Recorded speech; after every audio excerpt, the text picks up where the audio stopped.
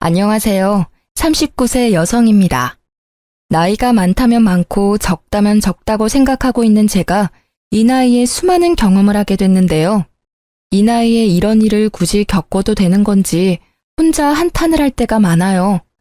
결혼한 여자라면 시댁과 남편 사이에서 많은 일을 겪게 되는데 다른 사람이 다 겪는 평범한 일이 아닌 왜 나만 이런 유난스러운 일을 겪어야 하나 짜증나더라고요.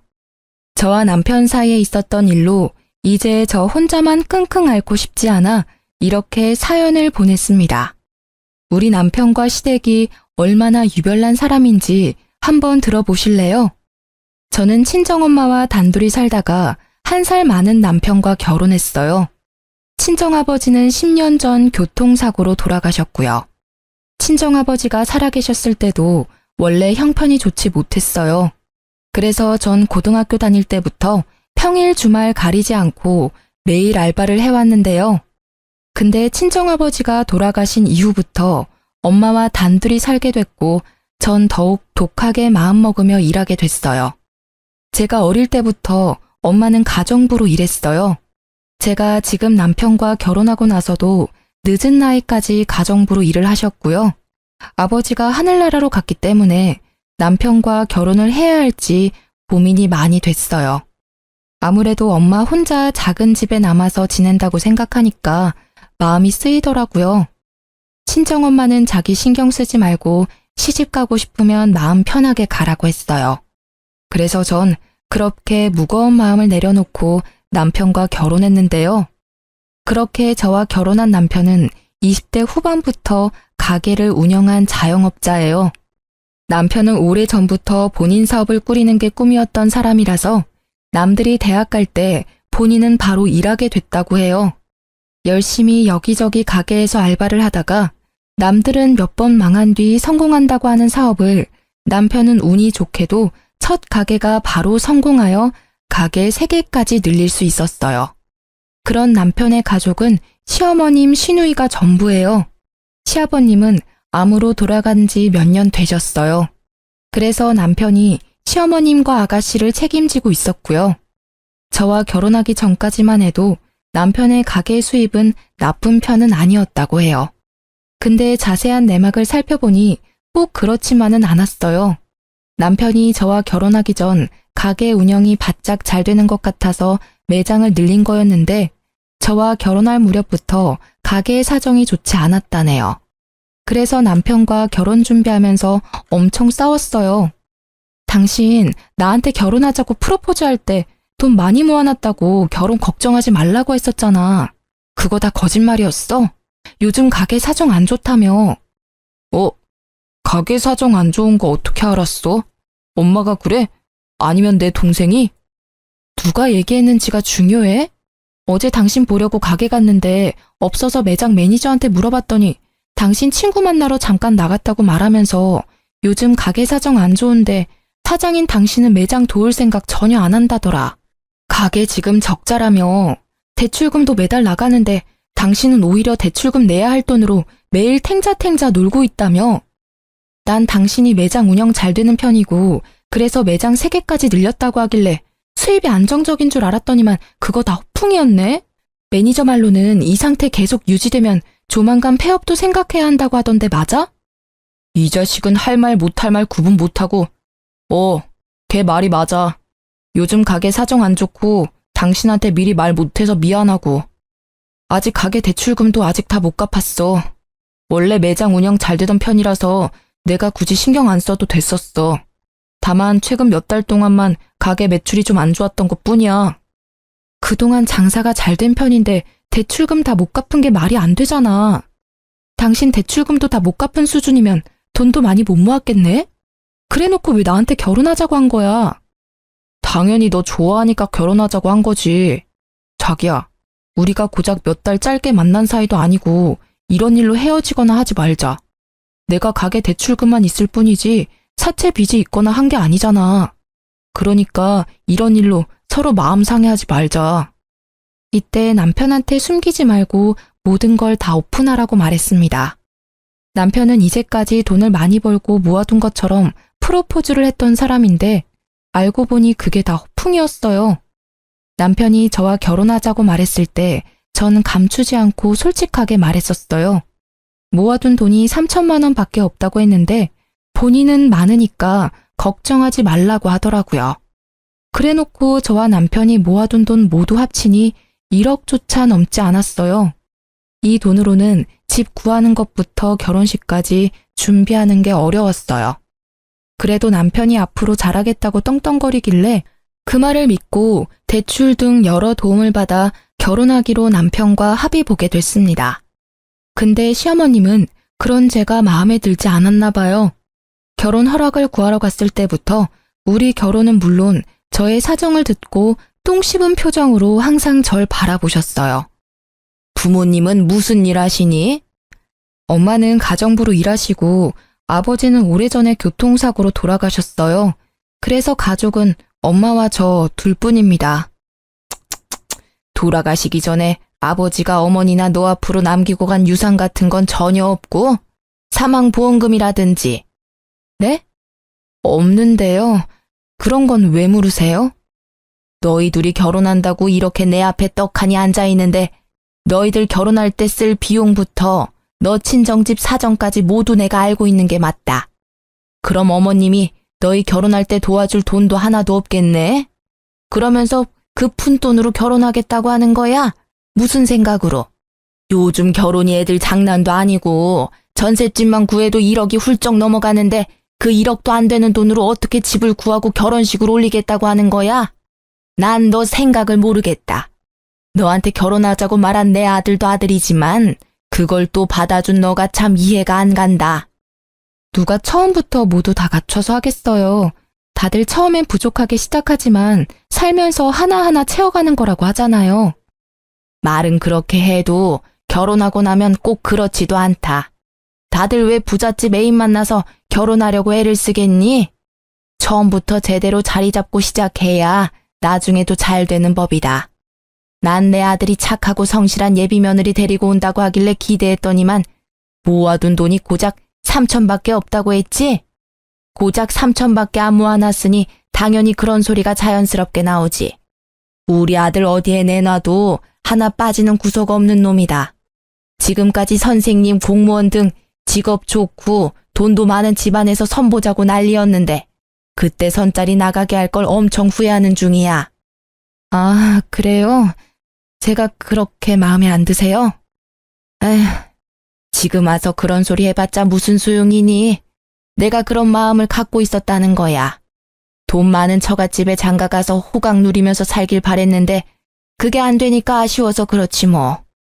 나도 너희 친정처럼 도와줄 능력 안 되니까 그 얼마 안 되는 푼돈으로 니들 알아서 결혼 준비 잘 해봐라.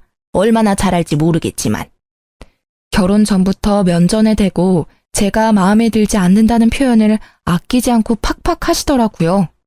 사람이 바로 앞에 있는데도 이렇게 싫은 티를 많이 내시는데 결혼하고 나면 얼마나 못되게 굴까 걱정됐어요. 본인 아들만 최고라고 생각하는 어머님 때문에 속이 정말 많이 시끄러웠습니다. 돈 많고 직업 좋은 여자가 남편을 왜 만나겠어요? 그만큼 능력되는 남자를 만나겠죠. 제가 떵떵거릴 만한 직업을 갖고 있지 않고 돈도 많이 모아두지 않은 것도 사실입니다. 그렇지만 남편도 마찬가지로 저한테 허세만 떨었지 모아둔 돈 별로 없고 오히려 대출까지 다 못 갚은 상태라 차라리 빚 없는 제가 훨씬 괜찮다 생각했어요. 아무리 못난 사람이라도 자기 자식이 제일 잘나고 최고인 법인지 자기 아들 못난 건 생각 못하고 제가 부족한 것만 쏙쏙 골라서 보시더라고요. 제 앞에서만 본인 마음을 티낼 줄 알았는데 우리 친정엄마 앞에서까지 그럴 줄은 몰랐어요. 그래서 제가 많이 곤란하고 힘들었는데요. 상견례 자리에서 어머님의 행동은 정말 가관이었고 어른이 맞나 싶더라고요. 사돈, 애들이 결혼하고 나면 사돈이랑 제가 살면서 만나는 일이 얼마나 많겠습니까? 1년에 한 번조차 보지 못하는 사이가 바로 사돈지간 아니겠습니까? 이렇게 상견례와 결혼식 때나 보지 앞으로 사돈이랑 이렇게 마주보고 앉아 얘기할 일이 많지 않을 것 같으니 오늘 솔직하게 다 말할게요. 사실 저 이 결혼 마음에 안 듭니다. 다들 부족하게 시작한다고는 하지만 너무 부족하게 한다고 생각해요. 제 아들이 가게 운영하는 사람이라서 며느리 될 사람은 안정적이고 연봉 센 사람이었으면 했는데 사돈 딸내미는 처음 들어보는 작은 회사에서 근무하고 이제까지 모아둔 돈도 별로 없잖아요. 사돈은 우리 아들 어떻게 생각할지는 모르겠지만 전 사돈 딸내미 썩 내키지 않습니다. 사돈 마음 충분히 이해갑니다. 자식 가진 부모 입장에선 충분히 그런 마음 들 수밖에 없죠. 그렇지만 애들이 좋아서 하는 결혼인데 어른이 중간에서 이래라 저래라 말하는 건 결혼 앞두고 있는 애들 마음만 싱숭생숭하게 만드는 일 같아요. 아직 배울 게 많은 우리 딸 며느리로서 부족하지 않게 잘하라고 잘 말해둘 테니까 너그럽게 봐주세요. 그리고 미리 애들한테 줬어야 하는데 어쩌다 보니 이런 자리에서 주게 됐네요. 이 돈 애들 집 구할 때 보태라고 따로 준비해둔 돈입니다. 돈 준비하는데 시간이 좀 걸려서 이 자리에서 주게 되네요. 엄마, 이 돈 어디서 났어? 어른들 얘기하고 있으니까 일단 가만히 있어. 사돈, 앞으로 우리 딸 잘 부탁드립니다. 우리 딸이 사돈 아드님에 비해 부족하다고 느끼시겠지만 그래도 저의 소중한 딸아이입니다. 우리 딸 앞으로 잘 부탁해요. 부족한 게 많은 딸이지만 심성 하나는 참 착한 아이입니다. 그러니 너그러운 마음으로 딸이라 생각하고 우리 딸 잘 봐주세요. 당연하죠. 요즘 시대의 고부 사이는 엄마와 딸 같은 사이라는 말이 있잖아요. 사돈 딸을 제 딸이라 생각하면서 잘 데리고 있겠습니다. 친정엄마가 갑자기 2억이란 큰 돈을 저에게 주셨습니다. 집 구할 때 쓰라고 마련한 돈이래요.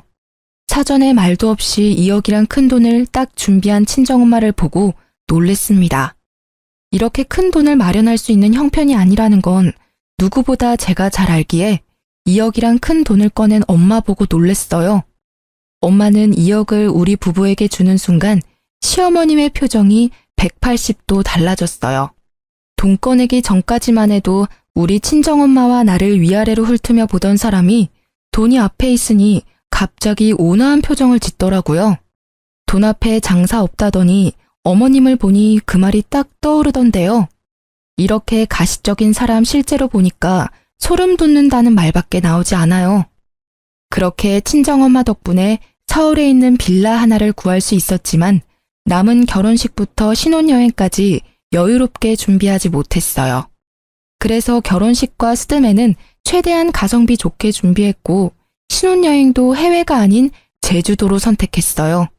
집 구하고 신혼여행까지 다녀온 다음 시어머님께 인사를 드리기 위해 갔더니 어머님 행동이 상견례와 결혼식 때 모습이랑은 너무 달랐었어요.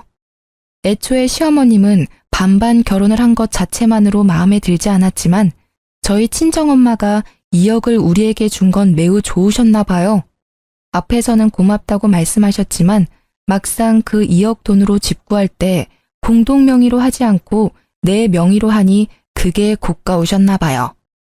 미자 너 그렇게 안 받는데 참 여우구나.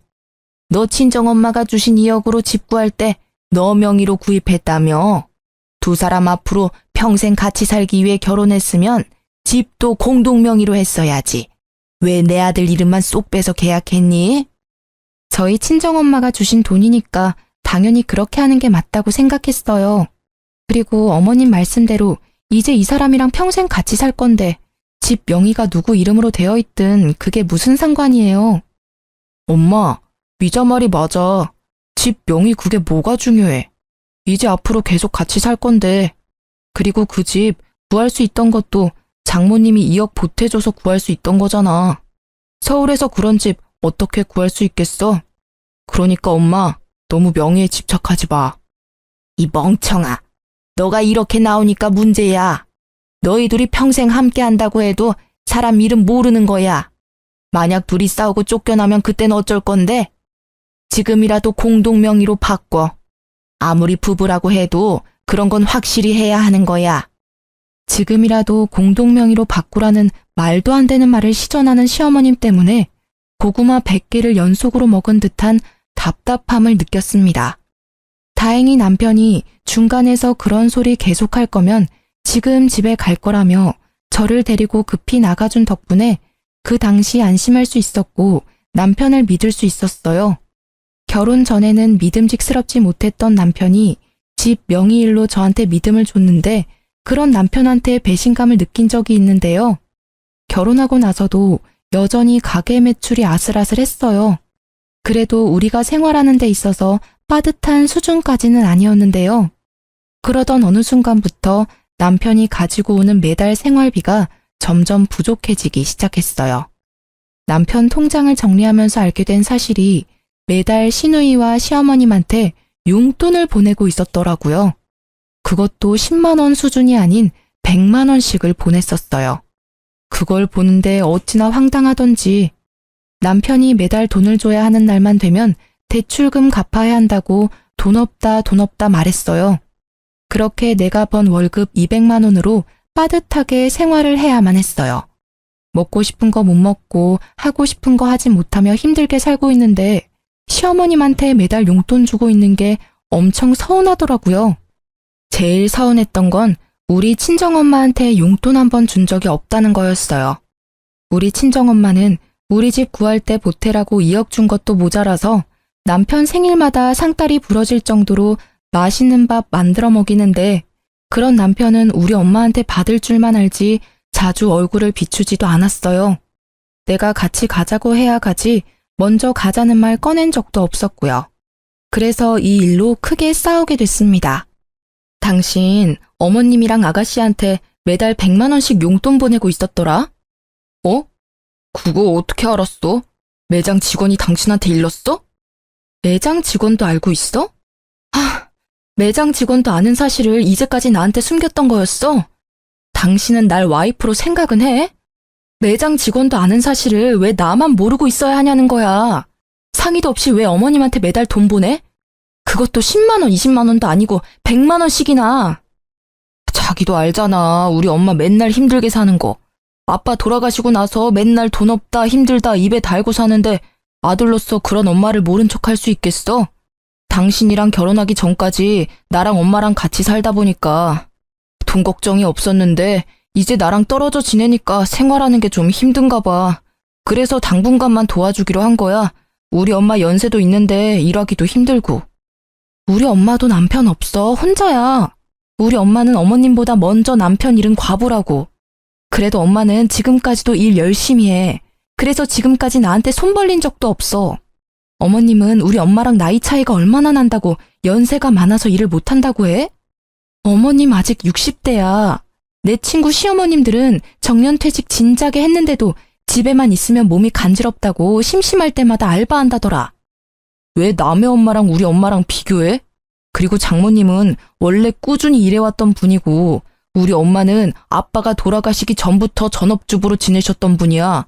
어떻게 같을 수가 있어? 뭐가 달라? 남편이 없으면 일할 생각을 하는 게 당연한 거야. 집에만 있으면서 생활 어려운 아들한테 매달 돈 받으면서 지내는 것보다.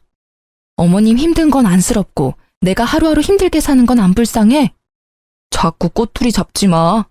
내가 술 마시면서 엉뚱한 곳에 돈 쓴 것도 아니고 엄마한테 용돈 몇 번 준 건데 그걸 왜 자꾸 시비 거냐고. 용돈 몇 번? 시비? 당신 말 그런 식으로 할래? 어머님한테 한두 번만 준 게 아니니까 하는 말이잖아.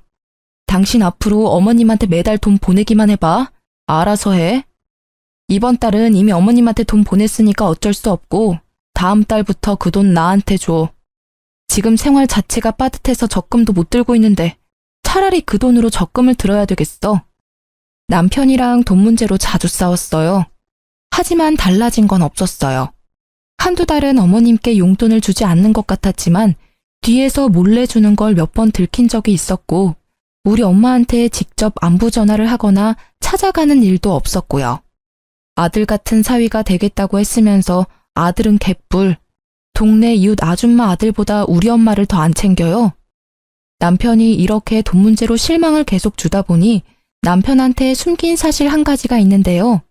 남편이랑 결혼한 지 3년 차가 되었을 무렵 우리 외할아버지가 돌아가셨어요. 저는 그 소식을 듣고 깜짝 놀랐어요. 왜냐면 제겐 외할아버지가 없는 줄 알고 살아왔거든요. 사실 40년 전 엄마가 결혼할 당시에 외할아버지가 가난한 아빠를 크게 반대하는 바람에 엄마는 결국 할아버지랑 연을 끊고 살았다고 해요.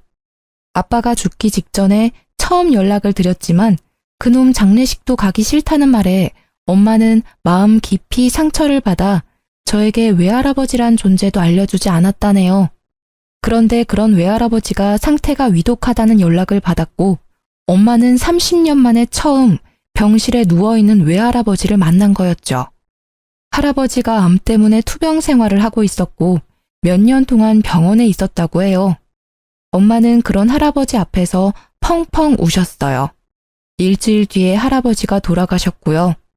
할아버지 유일한 자식인 엄마는 할아버지의 전 재산을 상속받게 됐는데요. 할아버지는 총 30억이 넘는 재산과 서울 중심에 있는 큰 상가 건물 한 채를 갖고 계셨어요. 그걸 모두 엄마가 상속받게 된 거였고요.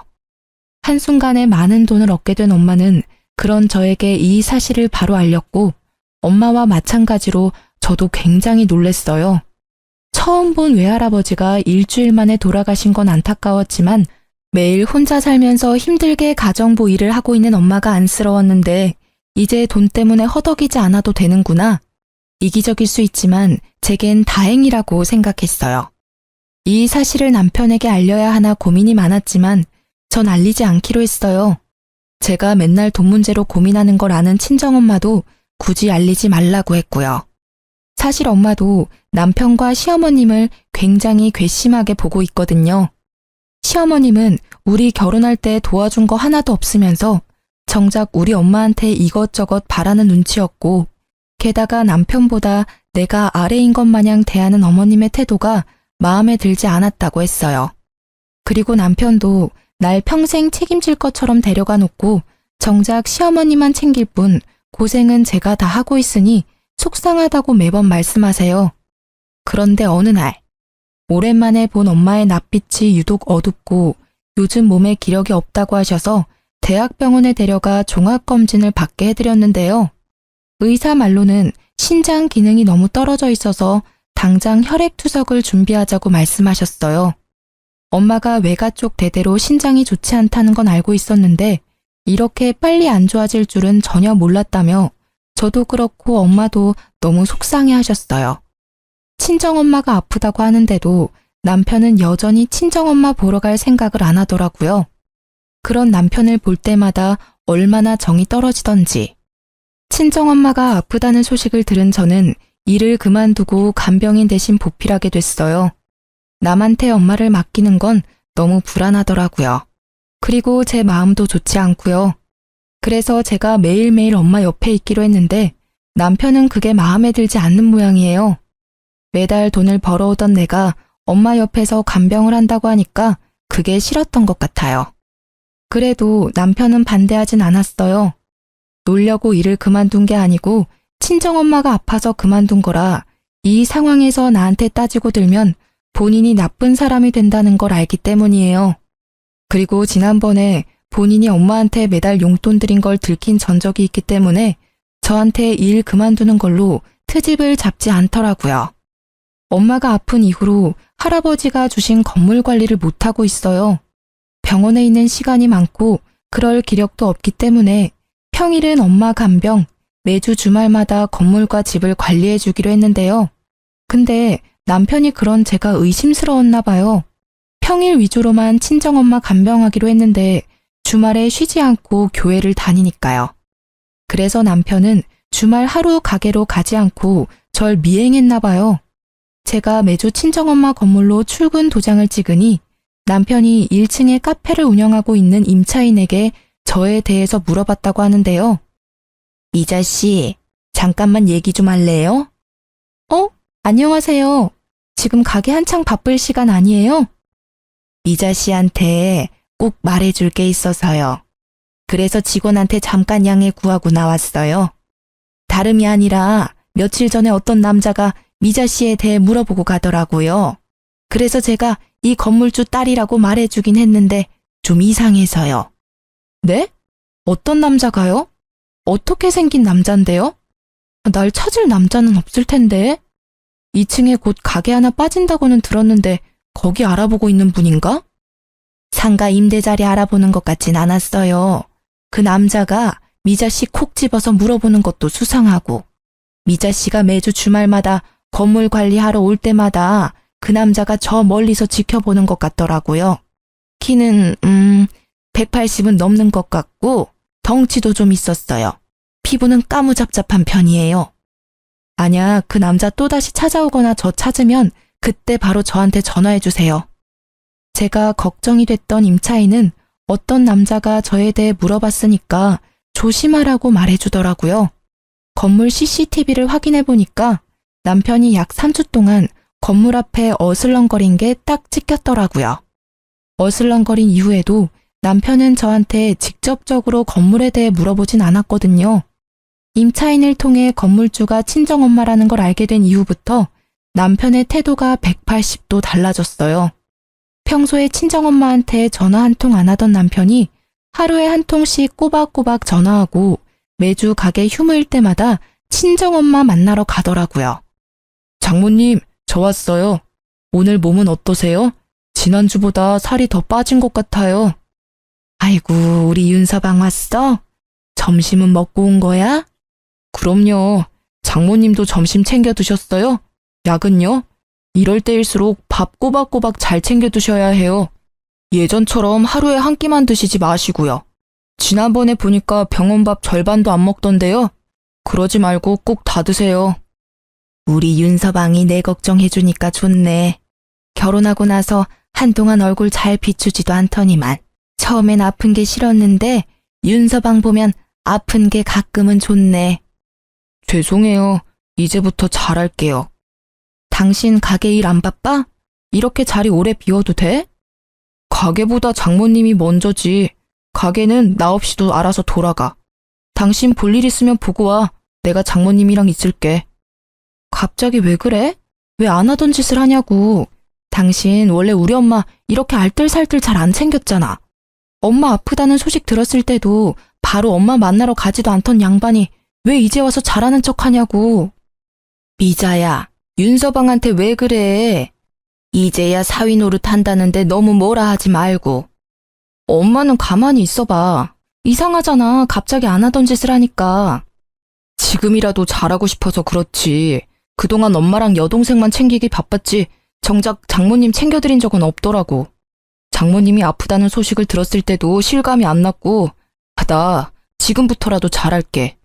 전 이미 CCTV와 임차인 덕분에 남편이 건물에 눈이 멀어 잘해주는 걸 알고 있었거든요. 만약 몰랐다면 이 인간 이제야 철 좀 들었네 하며 넘어갔겠지만 건물을 보고 간 이상 남편의 행동이 전부 가식처럼 보였어요.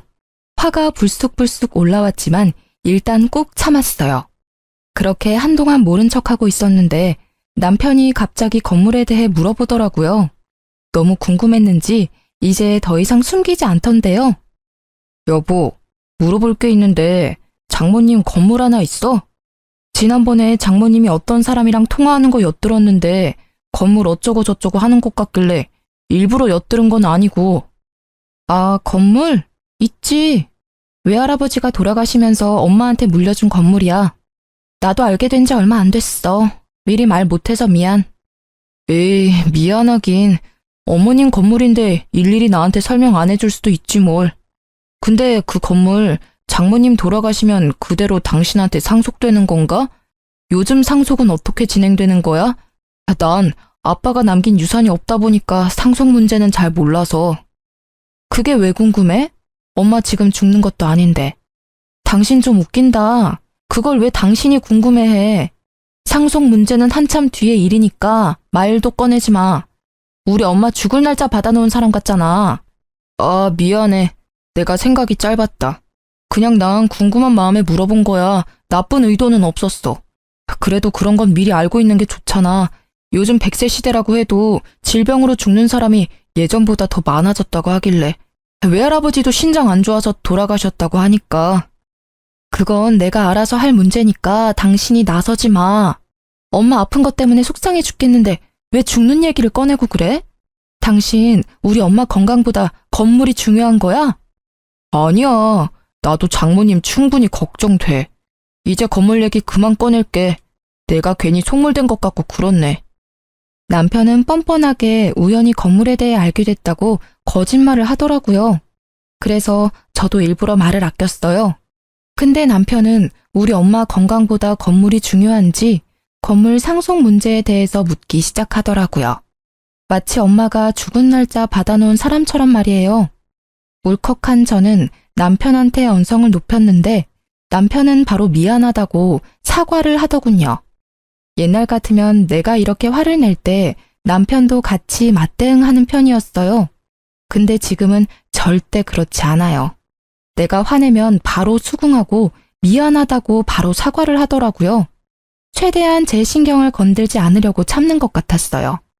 그런 남편을 볼 때마다 원래 이렇게 계산적인 사람이었나 배신감이 들더라고요. 그러던 어느 날 남편이 먼저 잠든 밤이었어요. 한동안 마음이 편치 않아 잠을 깊이 못 잤어요. 엄마 걱정 때문에 마음 편치 않는데 남편이 자꾸 옆에서 짜증나게 하다 보니 예민해져서 불면증이 찾아왔었거든요. 남편이 먼저 잠들고 전 누워서 뒤척이고 있는데 갑자기 남편 핸드폰 문자 알림 진동이 울렸어요. 이 늦은 새벽에 남편한테 연락할 사람이 없다는 걸 알고 있기 때문에 어떤 사람이 이 늦은 시간에 연락했는지 궁금했어요. 원래 남편 핸드폰을 보거나 하지 않는 편인데 왠지 이날따라 꼭 보고 싶더라고요. 그렇게 남편 핸드폰을 확인했는데 충격적인 문자 내용을 확인하게 됐어요. 그건 바로 시어머님과 남편이 나눈 문자 내용인데요. 엄마, 미자한테 건물 장모님 거 맞냐고 물어봤는데 맞다고 인정하네. 다행이야. 건물이 10층은 훌쩍 넘는 건물이던데 부동산에 물어보니까 그 건물 엄청 비싸. 잘 됐다. 처음에 미자랑 너랑 결혼한다고 했을 때 얼마나 싫었는 줄 알아?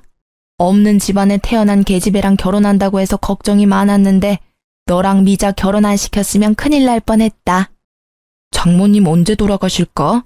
하루라도 빨리 죽어야 미자가 건물 상속 빨리 받지. 건물 상속 받으면 1층에 있는 가게 하나 내보내고 그 자리에 내 가게 하나 차려야겠다. 지금 2호점 가게 월세 너무 비싸거든. 마누라 복 없는 줄 알았는데 이게 웬 떡이야? 그러게 말이다. 나도 며느리 복 없는 줄 알고 머리 아팠는데 그게 아니었어. 아들, 미자가 상속받으면 우리 집도 고급 빌라로 이사가게 부탁 좀 해봐. 지금 살고 있는 집 너무 오래돼서 인테리어 공사라도 해야 하나 걱정했는데 나중에 너가 대신 물어봐줘. 그리고 미자 신경 건드리지 말고 장모님한테 잘해. 그래야 나중에 콩고물 하나라도 더 떨어지지. 그리고 사돈은 아프다면서 명줄이 왜 이렇게 길어? 죽을 거면 하루라도 빨리 죽지. 에휴. 엄마, 걱정하지 마. 그 건물 미자가 상속받는다고 해도 그 건물 내 건물이나 마찬가지라 엄마가 하고 싶은 거 마음껏 해도 돼. 그러니까 돈 펑펑 쓸 준비나 하고 있어. 외가 쪽에 유전적으로 신장이 안 좋다네. 미자도 장모님 닮았으면 오래 살 팔자는 아닐 거야. 그럼 그 건물 당연히 나한테 넘어오겠지? 너무 좋다. 문자 내용이 너무 충격적이라 숨이 턱턱 막혔어요. 옆에서 자고 있는 남편을 보는데 뺨 한 대 올려붙이고 싶었거든요. 겨우 참고 남편과 시어머님이 나눈 문자 내용을 모두 사진으로 남겨놨어요. 나중에 딴 말 못하게 하려고요. 이날 잠 한숨도 못 자고 밖에서 많은 고민을 했습니다. 이 남자랑 평생 살 수 없겠다는 결론이 나왔고 전 남편과 이혼하기로 결정했어요. 바로 이혼 통보를 하지 않고 남편한테 제대로 복수한 다음 이혼하고 싶었어요. 그래서 어떻게 남편을 골탕 먹일 수 있을까 고민하고 있던 때 남편이 운영 중인 가게 매출이 점점 안 좋아지기 시작했어요. 결혼 초반 때 위기를 잘 견딘 것 같더니만 다시 매출이 안 좋아지기 시작하더라고요. 매출이 반토막 난 이유가 남편 가게 근처에 엄청 유명한 고깃집이 생겼기 때문인데요. 그 고깃집이 다른 지역에서 줄 서서 먹을 정도로 유명한 맛집이래요. SNS에서 엄청 난리라고 들었고요. 그 가게가 2호점을 냈는데 하필 남편 가게 근처에 오픈을 하게 됐더라고요. 남편은 동네 단골 장사로 운영되고 있던 고깃집이라서 금방 망할 위기에 놓였어요. 남편은 이겨낼 수 있다고 자신 있게 말하더니 아무리 홍보를 열심히 해도 반토막이 난 매출이 다시 오르진 않더라고요. 맨날 적자만 나니까 그걸 충당할 돈이 없고 직원들 월급 밀릴 위기까지 처해지자 폐업하기로 결정했어요. 보통 폐업을 하면 근심 걱정이 많은 얼굴로 다녀야 하는데 오히려 남편은 콧노래를 부르며 좋아하더라고요. 그래서 왜 이렇게 기분이 좋냐고 물어봤는데요. 당신 폐업한 사람 맞아? 요즘 콧노래 자주 부르는 것 같아. 당신 그 가게 오래 운영했잖아. 그만큼 애정이 많았던 거 아니었어? 폐업해서 기분 안 좋을 줄 알았는데. 에이, 안 될 것 같으면 이렇게 단칼에 정리할 줄도 알아야 해. 그리고 당신 나중에 건물 물려받을 거니까 내가 힘들게 돈 벌지 않아도 되잖아. 나도 이제 쉴 때가 됐지. 이제 마누라 덕 좀 보고 살아보자. 룰루랄라 노래를 부르면서 백수로 지내고 있는 남편을 보니 아주 미치고 팔짝 뛰겠더라고요. 이젠 대놓고 건물을 탐내는 남편 때문에 더 이상 이혼을 늦추면 안 되겠다 싶더라고요. 그래서 전 본격적으로 남편에게 복수를 하기로 결심했는데요. 여보, 며칠 전에 엄마한테 건물 어떻게 할 거냐고 물어봤는데 나한테 최대한 빨리 줄 거라고 하네. 뭐? 정말? 우리 장모님 통 크시네. 역시 장모님은 쿨하고 아주 멋진 사람이야. 당신도 장모님 본받아. 근데 조건 하나가 있어. 너네 엄마랑 연 끊고 살면 증여해준다네? 그렇게 할 수 있어? 그렇게 안 하면 엄마 죽을 때까지 그 건물 안 주겠대. 죽고 나서도 건물 안 줄 수도 있고. 자식이라고 해서 무조건 그 건물 받을 수 있다고 생각하는 건 아니지? 그 건물주인 엄마가 나한테 상속 안 한다고 하면 못 받는 거야. 그러니까 그 건물 하루라도 빨리 받고 싶으면 지금 당장 너네 엄마랑 연 끊고 살래? 엄마랑 안 보고 살라고? 그게 말이 돼? 다른 조건도 아니고 엄마랑 연을 끊고 살라니. 어떻게 부모 자식이 안 보고 살아? 그럼 건물 없던 걸로 해야지. 어쩔 수 없네. 엄마한테 말할게. 우리 그 건물 필요 없을 것 같다고. 아니, 잠시만. 나한테 시간을 줘. 알겠다. 내가 엄마 안 보고 살게. 그럼 그 건물 당신한테 가는 거 맞지? 그럼 녹음기에 대고 말해. 뭐? 그렇게까지 꼭 해야 돼? 내가 약속 지킬게. 뭘 굳이 녹음기에 녹음까지 하려고 해. 당신이 나중에 딴 말 할 수도 있는 거잖아. 구두 약속이라고 생각하고 녹음기에 말해. 남편은 녹음까지 하는 건 오버라고 난리를 쳤지만 전 끝까지 녹음해야 한다고 강력하게 말했어요. 싫으면 건물 포기하라고 말했더니 결국 녹음을 직접 하더라고요. 시댁과 연을 끊고 살기로 약속을 받아냈어요. 명절, 제사, 생신 모두 챙기지 않기로 했으며 매달 시어머님께 준 용돈도 바로 끊기로 약속했어요. 그리고 5년 동안 절대 시댁에 발걸음하지 않겠다는 약속도 받아낸 상태였는데요. 전 그 말이 녹음된 녹음기를 들고 친정엄마한테 다녀오겠다고 했어요. 전 남편한테 친정엄마한테 다녀온다고 말한 뒤 바로 시어머님한테 녹음 파일을 보냈어요. 녹음 파일을 들은 시어머님은 바로 저한테 전화해서 고함을 질렀어요. 너 도대체 뭐 하는 년이야? 자식이랑 부모 연을 끊게 만들려고 해? 너 지금 어디야? 당장 만나. 어디긴 어디예요. 어머님이 앞으로 살 고급 빌라 찾는 중이죠. 어머님, 고급 빌라에 그렇게 살고 싶으셨어요? 우리 엄마가 빨리 죽었으면 할 정도로요? 근데 왜 우리 엄마 재산으로 편하게 살 궁리만 하세요? 왜 우리 엄마 건물로 호의호식 하려고 하는 거냐고요? 너가 그걸 어떻게... 너가 지금 오해한 모양인데 난 그런 적 없다. 없긴 뭘 없어요. 거짓말 좀 하지 마세요. 어차피 어머님 고급 빌라 근처에도 못 가실 거예요. 제가 그 건물 받으면 그이가 어머님이랑 안 보고 살겠다고 저랑 약속했거든요. 우리 아들이 그럴 애가 아닌데. 암튼 내가 아들이랑 다시 연락해보마. 어머님은 당황을 감추지 못하고 바로 남편에게 전화를 해본다며 전화를 뚝 끊었어요. 전 어머님과 통화를 끝내고 바로 이혼 전문 변호사를 찾아갔는데요. 문자 내역부터 남편이 매달 시댁에 100만 원 준 내역까지 모두 보여줬어요. 그리고 이제껏 남편한테 생활비다운 생활비를 받아본 적이 없다고 고작 30만 원 내놓는 사람이라고 말했어요. 그렇게 바로 변호사와 함께 이혼 소송을 진행했어요. 곧 건물 물려받을 생각에 좋아하고 있던 남편은 이혼 소송장을 받고 난리가 났는데요. 갑자기 자기한테 왜 그러냐고 약속한 거랑 내용이 다르지 않냐고 따졌어요. 그런 전 남편한테 난 모르는 일이라고 너 엄마한테 연락해서 물어봐 라는 말을 툭 던지고 전화를 뚝 끊었어요. 남편한테 하루에 수십 통씩 전화가 왔었는데 전 끝까지 안 받았어요. 전 남편과 사이가 좋지 않은 것부터 지금까지 있었던 일에 대해 친정엄마한테 알리지 않았었는데요. 근데 친정엄마는 이 사실을 전부 눈치채고 있었더라고요. 엄마가 이 사실을 어떻게 알게 된 거냐면 남편 때문에 알게 된 거였는데요. 남편이 엄마한테 직접 연락해서 건물 공시지가부터 평수까지 세세하게 다 물어봤다고 하더라고요. 그것도 모자라서 폐업을 앞두고 있는 시기에 생활비가 부족하다고 우리 엄마한테 300만 원까지 받았더라고요. 이 모든 사실을 저한테 비밀로 했고요. 전 열이 너무 받아서 집을 팔기로 했어요. 남편이 꼴 보기 싫어서 잠시 친정엄마 집에서 생활하고 있었는데 그런 엄마한테 이 일에 대해 전해 듣고 제 명의로 된 신혼집을 바로 팔았어요. 한순간에 그 집에서 쫓겨난 남편은 소송에서 패소까지 하게 됐는데요. 패소한 남편은 결국 위자료와 변호사 비용까지 전부 본인이 부담해야 했어요. 다행히 우리 부부 사이에 아이는 없었지만 아이가 없고 결혼 생활이 길지 않다는 점에서 위자료를 많이 받지 못했어요. 위자료 금액은 적지만 그래도 벼룩처럼 내 피를 빨아먹으려고 한 남편과 시댁한테 복수를 제대로 한 것 같아 속이 다 시원했어요. 제가 이혼을 성공하고 난 다음 엄마는 바로 저에게 건물 증여를 해주셨어요. 엄마도 제 간병을 받으면서 제가 빨리 이혼하기만을 기다리고 있었다네요.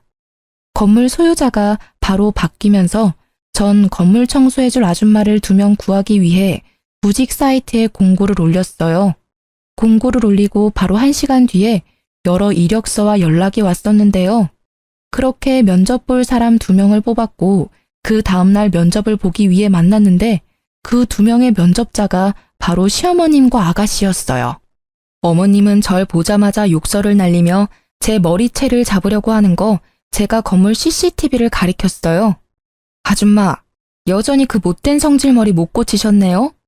제 몸 털끝 하나 건드리는 순간 저 CCTV에 바로 찍히는 거 아시죠? 저 이제 그냥 가만히 있지 않아요. 콩밥 먹고 싶으면 제 머리채 잡으시고요. 너 이 나쁜 계집애, 너가 나한테 어떻게 이럴 수 있어? 내가 이제까지 너한테 어떻게 했는데 한때 가족이었던 사람한테 이렇게 해도 되는 거니? 아니 아줌마, 내 가족이라고 생각한 적 단 한 번도 없어요.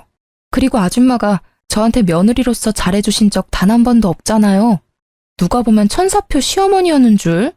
전 절대 합의란 거 없는 사람이니까 돈 많으시면 저랑 한판 붙던가요. 제가 강하게 나가니 전 시모는 찍소리 못하고 주먹만 바들바들 떠시더라고요. 알고 보니 전 시모 집이 팔렸다고 해요. 20평대 노후된 집이 유일한 재산이었거든요. 전 남편이 그 집 담보로 투자를 했다고 해요. 저와 이혼한 후 위자료를 내야 하고 건물까지 가지고 있는 저를 많이 부러워했다고 하네요.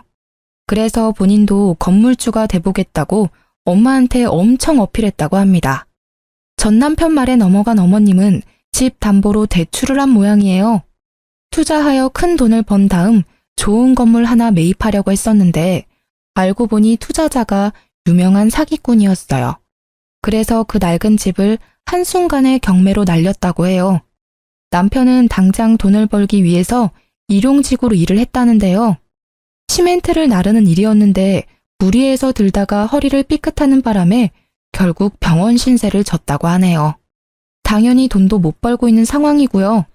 그래서 전 남편 대신해서 전 시모와 신우가 돈을 벌기 위해서 건물 청소 면접을 보려고 이렇게 찾아왔던 거였고요. 근데 하필 그 건물이 제 건물이었던 거죠. 전 예정을 생각해서 일하게 해준다고 말했더니 많이 망설이는 눈치였어요. 아무래도 이혼한 며느리 건물에서 청소를 한다는 게 쉽지가 않죠. 자존심이 많이 상하니까요. 망설이길래 시급 많이 올려준다고 하니 바로 하겠다며 고맙다고 하더라고요.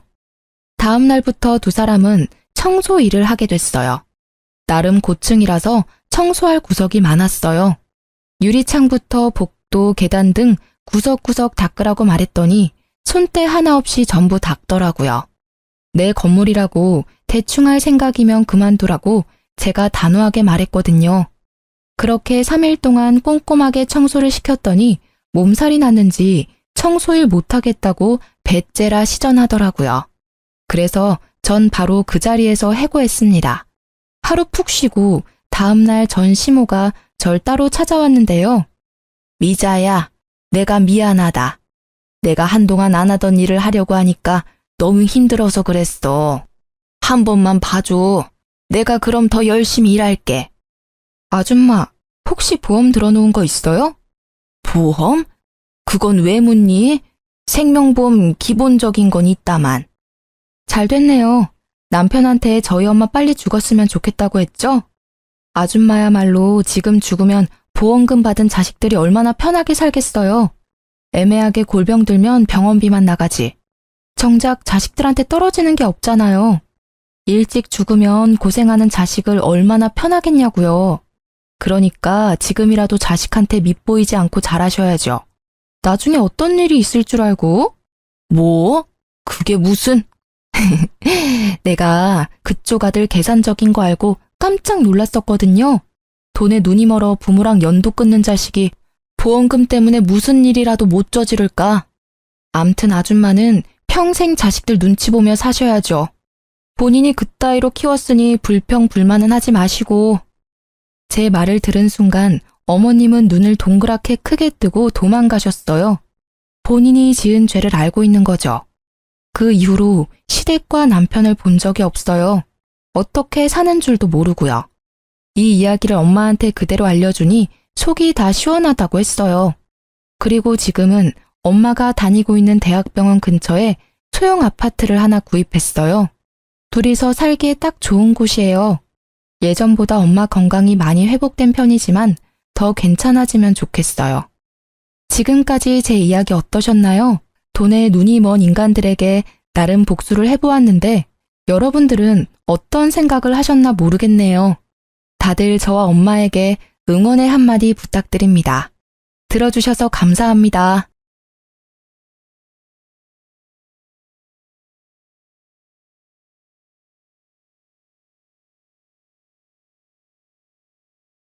안녕하세요. 저는 올해로 결혼 15년 차에 이르는 주부입니다. 사람 하나에 사연 하나씩 있다는 말이 있지만 저의 인생은 정말로 만만치가 않았습니다. 거기에는 제 성격도 한몫했을지도 몰라요. 남들에게 지기 싫어하는 성격이나 호전적인 성격, 가족의 일이라면 어떠한 것에도 굴하지 않는 모습 같은 게 말이죠.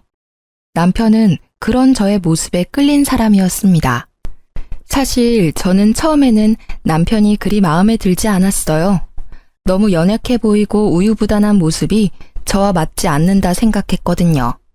그런데 만나다 보니 의외로 단단한 구석이 있는 게 어느새 저도 그 사람에게 빠져버렸어요. 시부는 그런 저를 좋아해 주셨지만 글쎄요, 시모는 그런 저를 무척 싫어하셨습니다. 게다가 시모의 형제간 차별이 저와 시모의 사이를 더 멀어지게 만들었죠. 그리고 시아주버님은 이혼을 2번이나 하고 결혼 전부터 제 남편에게 금전 요구를 빈번히 하던 사람이었습니다. 저는 몰랐지만 젊었을 적에는 사기로 감옥도 다녀왔다더군요. 남편은 그런 문제야 시아주버님 대신에 장남 노릇을 해야 했습니다. 그러나 그 노릇을 하면서도 남편과 저는 대접 한 번 받아본 적이 없었습니다. 그날은 제사가 있는 날이었습니다. 저는 아침 일찍부터 일을 쉬고 제사상을 차리기 위해 시댁에 들러 일을 하고 있었습니다. 남편도 그런 저를 돕기 위해 일을 쉬었죠. 참 다정한 남편이었는데 시댁만 오면 위축되는 모습이 참 안쓰러웠어요. 이날에는 웬일인지 시아주버님도 오셨더라고요. 저녁 술상을 차려 방 안으로 들어가자 시모와 아주버님 그리고 남편이 심각하게 이야기를 나누고 있었어요. 아니, 심각한 건 시모와 아주버님 뿐이고 남편은 그저 불편한 표정을 짓고 있을 뿐이었죠. 야, 잘 생각해봐. 이번 사업이 성공하기만 하면 진짜 대박이야. 너 모아놓은 돈 좀 있지? 그걸로 나한테 투자 좀 해라. 이번에는 진짜 확실해. 그래, 얘. 네 형님이 이렇게 원하는데 좀 해줘. 너는 돈도 잘 벌고 아버지 돌아가시면서 목돈도 많이 모아놨잖니. 저도 돈 없어요. 요새 경기가 안 좋아서 잘 벌지도 못해요. 그리고 얼마 전에 전셋집 들어가느라 돈 다 썼고 와이프 뱃속에 애도 있는데 돈을 함부로 쓰는 건 좀... 얘는 누가 보면 우리가 네 돈 뺏으려는 것처럼 보이겠다. 그냥 달라는 게 아니라 빌려주라는 거지. 넌 어떻게 이렇게 냉정하니? 형이 이렇게 간곡하게 말하는데도 어떻게 이렇게 딱 잘라?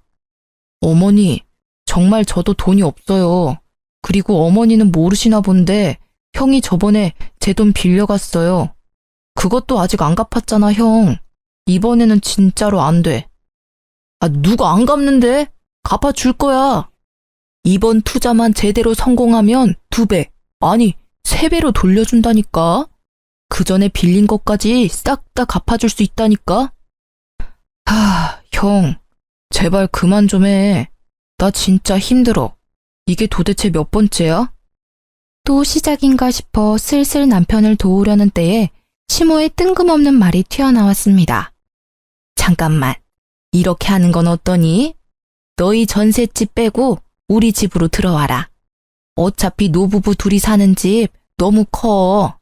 그리고 네 아버지 몸도 예전 같지 않아. 그러니 너희가 들어와서 살고 그 전세금 형님한테 빌려주렴. 그럼 되지 않니?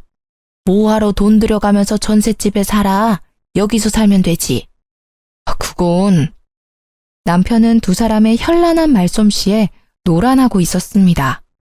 옴짝달싹 못하고 눈살을 찌푸리고 있는 남편 대신 제가 나섰습니다. 그건 절대 안 돼요, 어머님. 전세를 빼라뇨? 너는 빠지렴. 이 이야기에 네가 나설 곳은 없어. 아니요, 제가 나서야죠. 돈 빌려주는 사람 와이프인데 왜 제가 나서질 못해요? 게다가 그 전세금에 남편 돈만 있다고 생각하시는 건 아니죠? 제 돈도 남편 돈만큼 들어갔어요. 정말 못 배운 티가 이런 데서 나는 법이지. 어른들 말하는데 끼어들어서는... 네, 저 못 배웠어요. 그렇지만 싫다는 사람한테 억지로 돈 내놓으라고 하는 게 강도짓이라는 건 잘 알아요. 뭐? 강도짓?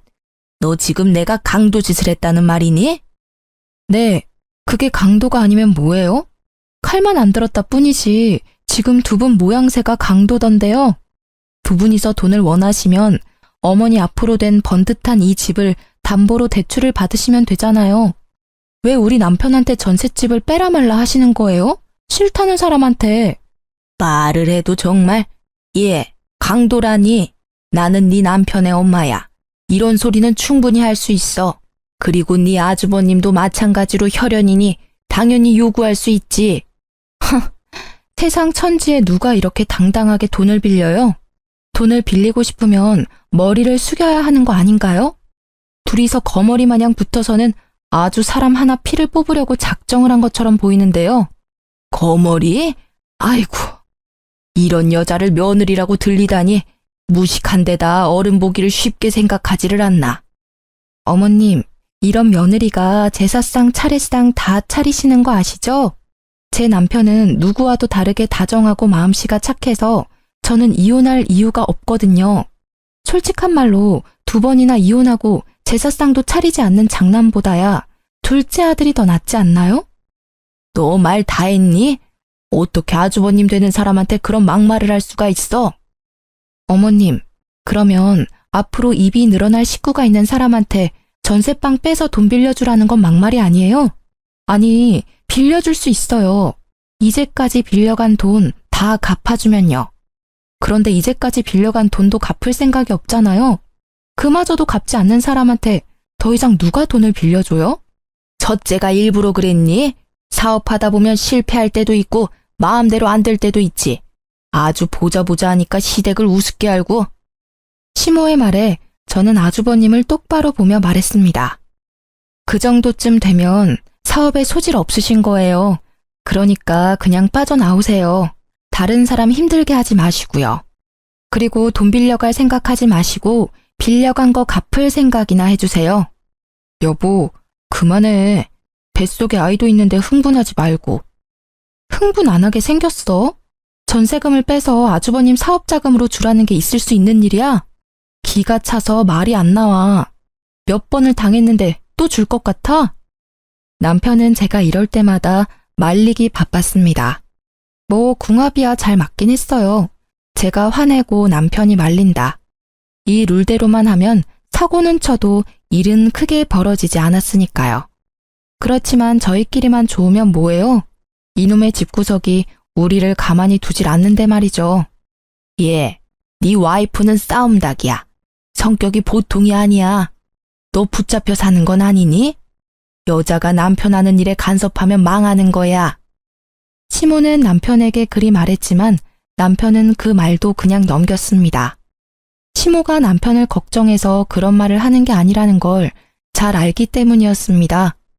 그날 남편은 제게 조심스레 말을 꺼냈습니다. 당신한테는 정말 미안한 말인데 우리 합가 생각해보면 어떨까? 설마 당신 아주버님한테 홀랑 넘어간 거야? 아니야, 그런 건 아닌데 아버지 요새 기운 없어 보이는 것도 그렇고 어머니가 아버지한테 소홀해 보이는 게 눈에 보여서 좀 걱정이 돼서. 그건 그렇지. 요즘 많이 안 좋아 보이시기도 하고. 연애 때부터 시부에 대한 남편의 애정은 각별했으니 어쩔 수 없다고 생각했습니다. 저도 시부에게 사랑을 많이 받았기에 남편 뜻에 따르기로 했습니다. 그리고 차라리 가까이 있는 편이 남편과 제 돈을 지킬 수 있는 방법이라고 생각했어요.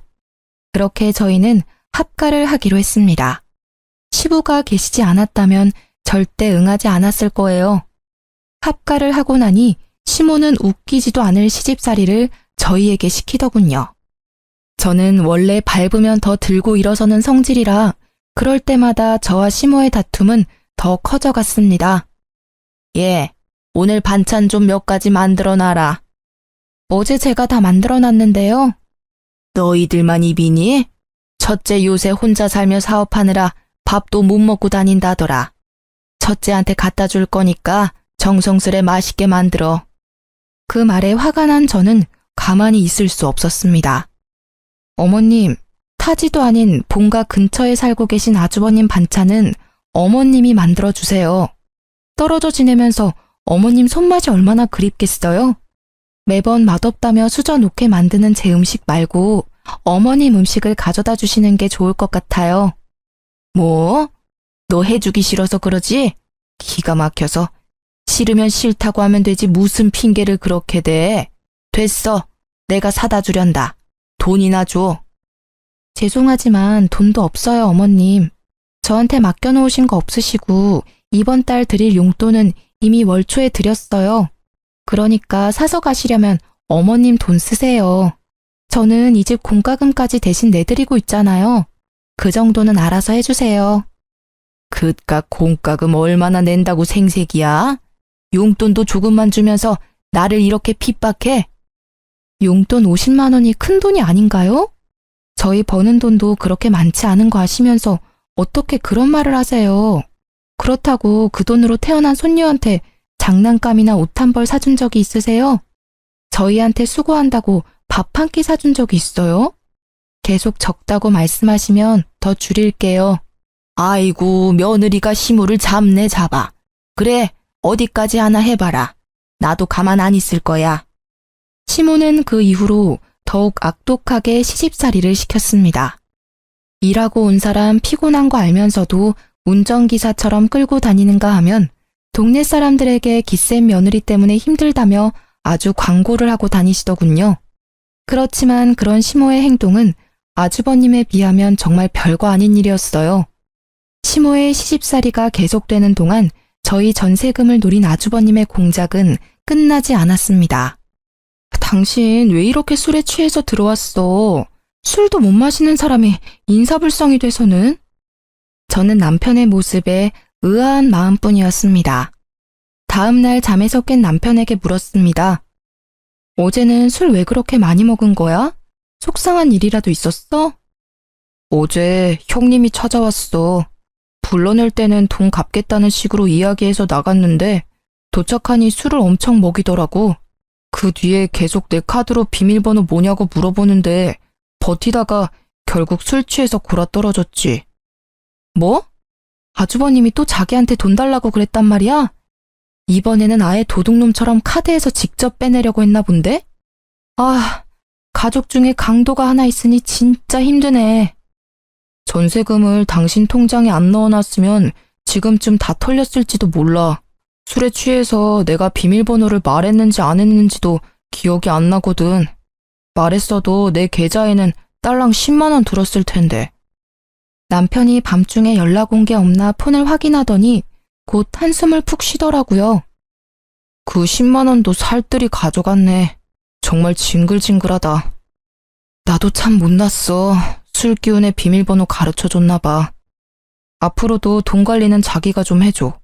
자기한테는 절대 그러지 않잖아. 아, 진짜 너무 짜증나.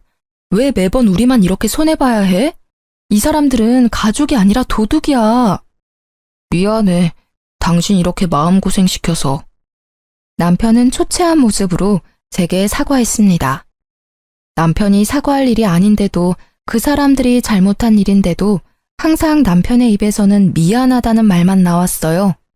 남편이 그럴수록 시모와 아주버님에 대한 저의 원망은 더 커져갔어요. 그리고 우리를 힘들게 하는 일은 계속됐답니다. 여보, 당신 저번에 연장 만지다가 다친 손가락이 아직 고름이 나오네. 2주가 넘었는데 아물지를 않아. 혹시 모르니까 큰 병원 한번 가보자. 그래, 요새 몸이 안 좋기는 했어. 몸에 이상한 수포도 생기고 옷이 스치기만 해도 따가운 게 이상이 있기는 한 것 같은데. 그렇게 대수롭지 않은 대화를 나눈 날 우리는 종합병원으로 향했습니다. 그런데 병명을 알 수 없다고 하더군요. 아니, 몸통의 통증은 대상포진이라고 하는데 손가락이 왜 아직 고름이 나오는지를 설명할 수 없다고 하더라고요. 그러면서 몇 가지 검사를 해보자고 하더군요. 검사를 하고 집에 돌아와 기다리는데 뜬금없는 일요일 아침에 전화가 왔더라고요. 너무 급한 사항이라 주말임에도 연락을 드렸어요. 더 알아봐야겠지만 혈액 검사상 암에 대한 소견을 보이고 있습니다. 일단은 내일 당장 병원으로 와주세요. 정밀 검사를 해야 할 것 같습니다. 청천벽력 같은 소식에 저는 경황이 없었습니다. 그러나 초기이고 성인 남성에게는 예후가 좋은 상황이라고 하더군요. 저와 남편은 마음을 굳게 다졌습니다. 힘들게 살아온 인생 보답받지도 못하고 가는 건 억울해서 못 산다고, 늙어서 우리 딸 결혼식 때까지는 살아야 하지 않냐고 남편은 치료에 열의를 불태웠습니다. 저희 남편은 토목업에 종사하기에 보험을 드는데 한계가 있었어요. 그래도 보험금이 5천만 원 정도가 나왔거든요. 남편은 시모에게 자신의 상태를 알리며 보험금이 있으니 잘 해결될 거라고 말했어요. 그런데 뒷목 잡을 일은 그 다음 주에 일어났어요. 시모가 저와 남편을 조심스레 부르더라고요. 둘째야, 너 혹시 4천만 원 정도만 빌려줄 수 있니? 네? 갑자기 그런 큰 돈을 어디서? 너 보험금 있잖아. 그거 어차피 실비도 나오고 수술비도 나올 거 아니야. 5천만 원 다 없어도 지금 당장 치료받는데 큰 지장은 없잖니? 어머님, 지금 무슨 소리를 하시는 거예요? 암 걸려서 고생하는 아들한테 할 소리예요? 저는 어이가 없어서 바로 받아쳤습니다. 그랬더니 시모가 저를 흘겨보더군요. 네가 신경 쓸 일 아니다. 그리고 누가 언제 그냥 달라고 했어? 다음 달이면 적금 만료되니 그것 하면 다시 돌려줄 거야. 도대체 그 큰 돈이 왜 필요하신데요? 네 아버지 앞으로 돈이 많이 들어. 어디 병원이라도 모시고 가려니 차가 영 오래돼서 모시기 힘들더라고. 그래서 하나 새로 사려고 그러지. 오래된 차 끌고 다니다가 사고라도 날까봐 걱정이야. 몸도 이제 힘들고 기력도 없는 양반인데 차라도 좋은 것 타면 사고가 안 나지 않을까 해서 그래. 아버님 아프시면 저희가 모셔갈게요. 굳이 그것 때문에 어머님 차를 바꾸는 건 아닌 것 같아요. 게다가 저희 처지에 4천만 원짜리 차는 너무 사치해요. 넌 매번 내가 하는 말은 안 된다고 그러더라. 그리고 병원 갈 때마다 너 일 쉬고 뛰쳐나올래? 돈 벌어야지. 애 앞길 생각하면. 그리고 자잘하게 갈 곳도 많아. 그럴 때마다 위험하게 둘 순 없잖아. 제가 절대 안 된다고 말리려 했지만 남편이 저를 다독이며 말했습니다. 아버지한테 필요한 거잖아. 그런 거면 남 빌려줘도 돼. 아버지 불편하게 다니시는 건 싫어. 남편은 아버지라는 단어가 들어가면 모든 게 약했습니다. 그 집안에서 유일하게 남편의 편이 되어주는 사람은 시부뿐이니까요.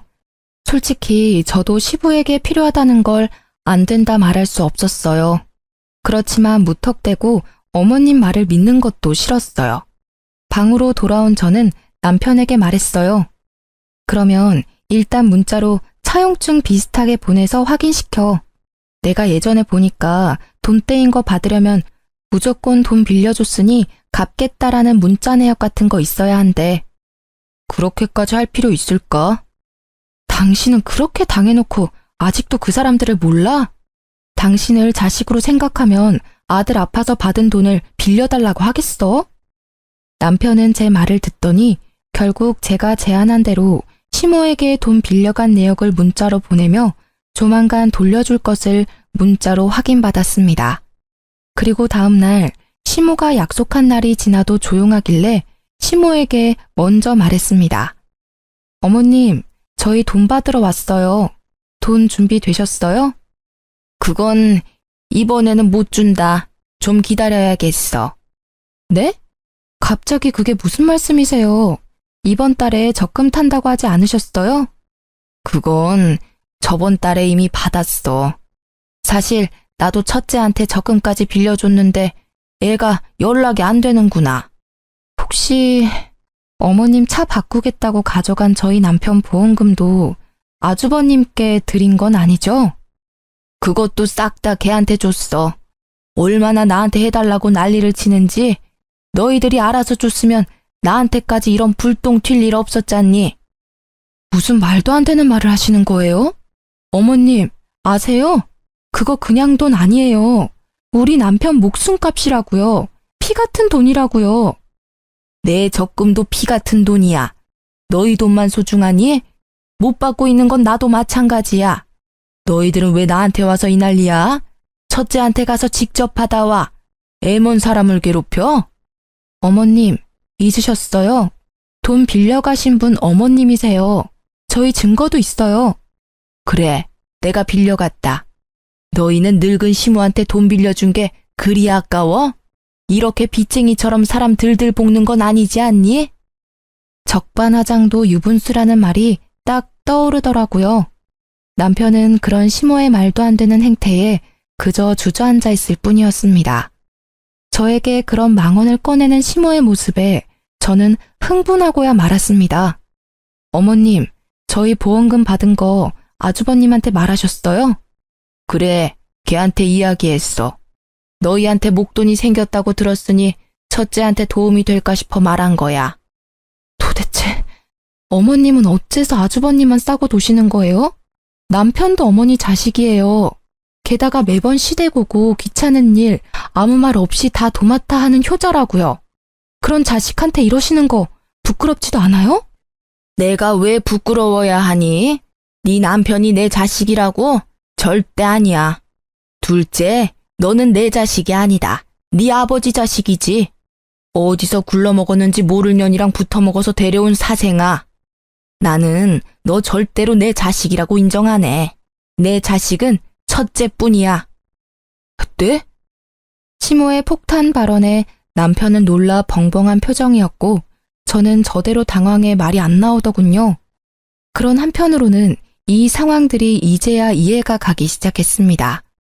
너 3살 때 네 아버지가 너를 데려왔어. 우리 호적에 입양시키자고. 나는 첫째 아들이 있는데 왜 또 아들을 데려왔나 싶었어. 남편의 성화에 양자의 연을 맺긴 했는데 나중에야 제대로 알게 됐지. 네가 밖에서 낳아온 자식이란 걸. 나중에 알아보니 그 여자는 죽었고 네 아버지가 널 불쌍하게 여겨서 데려왔다는 걸 알았어. 저는 그 말에 시모가 남편을 못 살게 굴었던 이유를 알 것 같았습니다. 그래도 이건 아니죠. 보기 싫었으면 쫓아보내고 연 끊으면 될 일을 이렇게 두고두고 괴롭혔다니. 난 내 자식 힘들어하는 꼴은 못 봐. 왜 내가 그걸 봐야 해? 너희들 죽을 때까지 우리 수발 들라고 합가하라고 한 거야. 내가 너한테 애정 한 조각이라도 있을 줄 알았니? 뻔뻔하기도 해라. 저는 시모의 말에 분노가 치미는 것을 느꼈습니다. 지금껏 이 집안의 크고 작은 일을 해결한 건 우리 남편이라고요. 매번 사고만 치는 아주버님이 뭘 해준 게 있다고 매번 감싸는 건데요. 평소에는 집에 오지도 않다가 돈만 필요하면 어슬렁거리며 와서는 사람들 돈 다 빌려서 가져가서는 안 갚고, 그런 사람이란 걸 알면서 어떻게 우리 남편 보험금을 가져가서 그런 사기꾼한테 전해줄 수가 있어요. 어머님도 똑같아요. 똑같은 사기꾼이라고요. 누가 사기꾼이야? 우리 첫째는 그런 짓 안 해. 재수가 없어서 계속 미끄러지기는 하지만 걔도 뒤에서 잘 받쳐주면 성공할 거라고. 보험금, 그게 그렇게 중요해? 그냥 콱 죽어버리지 그랬니? 꼴도 보기 싫은 네 얼굴 볼 때마다 짜증이 얼마나 나는지 알고는 있니?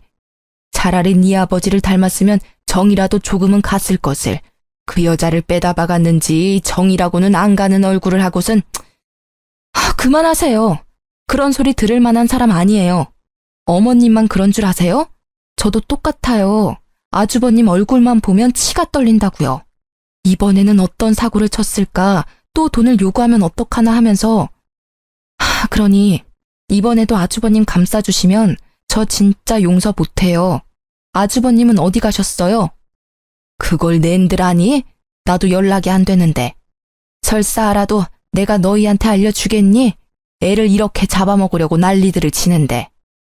화가 머리끝까지 난 저와는 반대로 남편은 도리어 차분해진 표정이었습니다. 이때 남편은 알게 되었다고 해요. 자신이 그렇게 노력해도 어머님께 인정받지 못한 이유를요. 그 이유를 알게 되어 오히려 홀가분했다고 하더군요. 결국 돈 4천만 원을 사기로 잃게 된 저희는 이제 치료에만 집중하자며 시댁에서 나오기로 했습니다. 아파서 요양하겠다고 하니 시모가 막지는 않더군요. 잘못한 일이 있으니 잡지 못한 것도 있겠죠. 그 뒤 시부가 죽고는 시댁과 완전히 연락이 끊어져 2년도 이대로 끊어지나 하는 작은 기대를 하고 있었어요. 그러나 그것도 1년을 넘기지는 못했습니다. 남편은 1차 치료를 끝내고 요양 겸 쉬고 있던 중이었습니다. 저는 그런 남편의 수발을 들기 위해 일을 그만두고 퇴직금을 받아 나온 상태였죠. 그날의 평화를 깬 것도 시모의 전화 때문이었습니다. 너 혹시 돈 100만 원 정도만 빌려줄 수 있니? 갑자기 전화하셔서 또 돈 이야기세요? 이번에는 뭐 때문에 필요하신데요? 말하는 뽐새하고는 친구 아들 결혼시킨다고 해서 축의금 하려고 그런다. 요새 너희들이 도통 들리지 않으니 돈이 없어서 말이다. 너희도 그렇지 한 번도 연락을 안 해? 매달 시댁에 용돈을 드리던 저는 그 당시 괘씸한 마음에 돈을 돌려받기 전까지는 용돈을 드리지 않기로 결심했었어요. 결국 돈이 궁해진 시모가 연락을 하신 거였어요. 그런데 어째 기분이 이상하더라고요. 친척 집에 축의금을 내도 그것보다는 적게 낼 양반이 갑자기 100만 원? 물론 그 금액을 다 축의금에 내지는 않아도 뭔가 쓸 곳이 있을 거라는 생각에 시모의 뒤를 쫓았습니다. 돈이 얽혀 있으면 꼭 등장하는 아주버님 생각 때문에요. 시모가 택시를 타고 내린 곳은 어느 화려한 예식장 앞이었습니다. 소문으로도 대관료와 식대가 어마어마하다는 이 예식장에 시모는 무슨 일로 들렸을까 하는 차에 저는 소름이 쫙 끼쳤습니다. 로비 화면에 떠있는 결혼 커플 사진에 아주버님의 얼굴이 떡하니 붙어 있었기 때문이었습니다. 감히 내 남편 안보험금을 사기쳐놓고 이런 비싼 곳에서 결혼식을 할 생각을 하다니. 화려하게 치장된 그 모습이 괘씸해서 팔을 주체할 수 없었습니다. 애써 냉정해진 저는 드디어 꼬리를 잡았다고 생각했습니다. 가만 보니 아주버님의 결혼식에는 시부모가 아닌 다른 사람이 혼주석에 앉아 있었습니다. 세 번째로 하는 결혼식임을 숨기고 싶었던 건지, 그것도 아니면 집안 사람들이 가진 부정적인 이미지를 상대 측에 알려주고 싶지 않았던 건지도 모릅니다. 저는 아주버님이 대화를 나눌 때 불쑥 끼어들었습니다. 안녕하세요. 오랜만에 뵙네요. 제가 나타나자 아주버님의 얼굴이 굳었습니다. 그러더니 다른 사람들에게 잠시 실례한다며 저를 옆으로 끌었습니다. 여기는 어떻게? 그러게요. 제가 여길 어떻게 왔을까요? 그런데 결혼식을 굉장히 성대하게 치르시네요. 축하드려요. 그런데 우리 할 얘기가 있죠? 재수씨, 나 30분 뒤면 결혼식이에요. 결혼식 끝나고 이야기해도 되잖아요. 남의 경사에 초를 치러 온 것도 아니고. 무슨 말씀을 그렇게 하세요? 정 원하시면 저는 여기서 말씀드려도 괜찮아요. 하객 알바까지 쓴 것 같은데 정말로 괜찮으신 거 맞아요?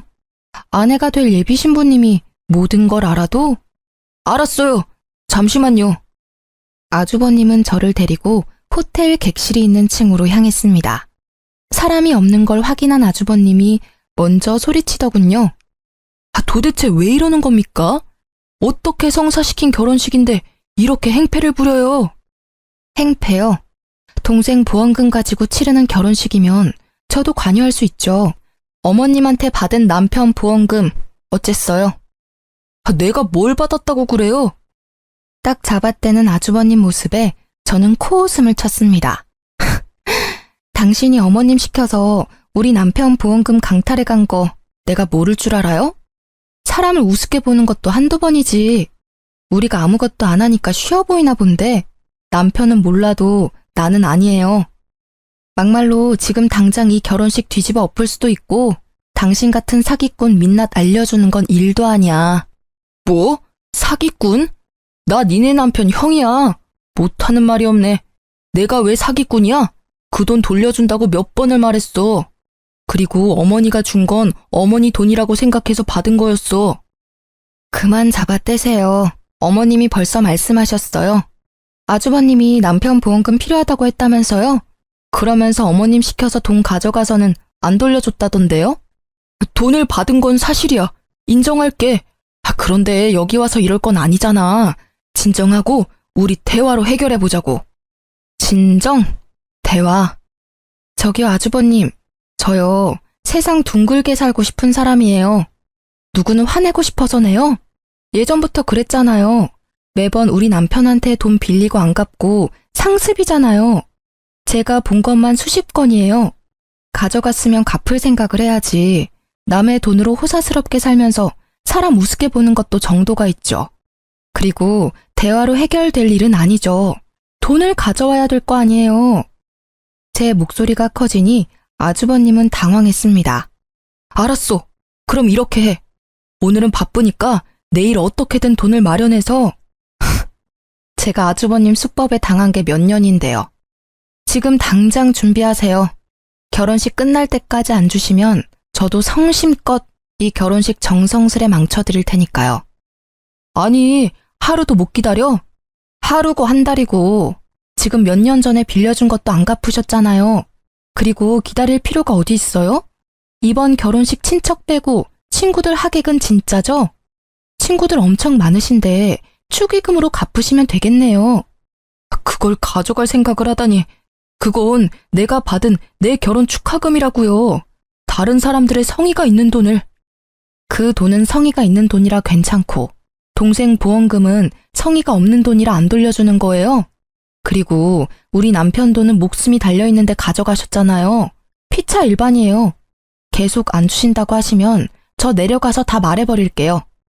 제 목소리가 호텔 복도에 울리자 결국 아주버님이 백기를 들었습니다. 알겠어. 소리 낮춰. 축의금 줄게. 그러니 좀 조용히 해. 다들 들으면 어쩔 거야. 이 결혼 파토나면 축의금도 없어. 저는 시간에 쫓기는 아주버님을 보내고 저는 축의금 받는 자리가 잘 보이도록 가까이서 주시하고 있었습니다. 아주버님은 패백하러 가기 전 잠시 들러 축의금 받던 사람에게서 가방을 받아 저에게 가져왔습니다. 저는 가방을 받아 금액을 확인했습니다. 사업한답시고 이리저리 돌아다니던 사람이라 그런지 축의금도 많이 들어왔더군요. 저희한테 빌려간 돈에 한참 못 미치네요. 나머지 2천만 원은 어머님 편으로 보내주시면 제가 받아갈게요. 그리고 제 조건을 들어주면 앞서 빌려가신 돈은 탕감해 드릴게요. 이번에는 또 뭐야? 무슨 조건인데? 저와 남편에게 어떠한 금전 요구도 하지 마시고 어머님 통해서 돈 빌리는 것도 하지 마세요. 그리고 남처럼 지내요. 앞으로 아는 척 하지 마시고 이 조건 깨지면 빚쟁이처럼 남은 금액 받으러 따라다닐 거니까요. 생각보다 별거 아닌 조건이었다고 생각했는데 아주버님의 표정은 썩 좋지 않았습니다. 그 표정은 지갑을 강제로 뺏긴 억울함과 짜증이었어요. 그 얼굴을 보는 순간 저는 안도의 숨을 몰래 쉬었습니다. 2천만 원 잊지 마세요. 그거 안 주시면 어머님 앞으로 된 집으로 대출받아서 가져갈 거예요. 실질적으로 저희한테 돈 빌려간 사람은 어머니시거든요.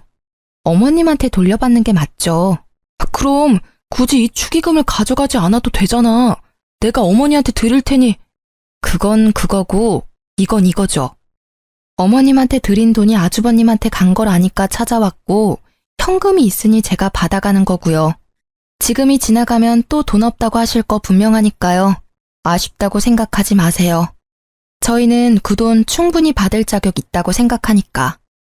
눈뜨고 축의금을 빼앗긴 그 기분을 곱씹고 있을 아주버님을 보며 저는 생긋 웃어주었습니다. 그럼 신혼생활 즐겁게 하세요. 저를 노려보는 아주버님을 뒤로하고 속으로 즐거움의 소리를 지르고 있었습니다. 처음으로 돈을 돌려받았어요. 그냥 돈이 아니었으니 더 소중했습니다. 저는 이 기세로 나머지 2천만 원도 돌려받기로 했습니다. 저는 돈을 은행 계좌에 넣고 남편을 불러 시댁으로 향했습니다. 시모는 저보다 일찍 돌아와 있더군요. 자식 결혼식에 얼굴 도장만 찍고 오는 처량한 신세라니. 그래도 안쓰러운 기분보다는 본인 손으로 그렇게 만들었다는 생각밖에 들지 않았어요. 너희 여기 웬일이니? 이 집에는 오지 않기로 한 거 아니었어? 말씀드릴 게 있어서 왔어요. 당신이 직접 말해요. 저는 남편을 바라보며 말했습니다. 남편은 준비해온 서류를 내보이며 시모에게 말했습니다.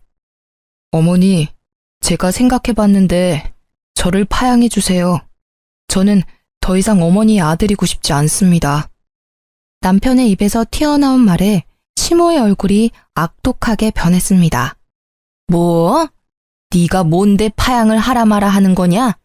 이제껏 입혀주고 재워주고 먹여줬더니 이렇게 은혜를 원수로 갚아? 그런 이유로 이제껏 제사며 차례며 잘 모시지 않았습니까? 합가에서 어머님 돌봐드린 것까지 하면 제 할 도리는 다 했다고 생각합니다.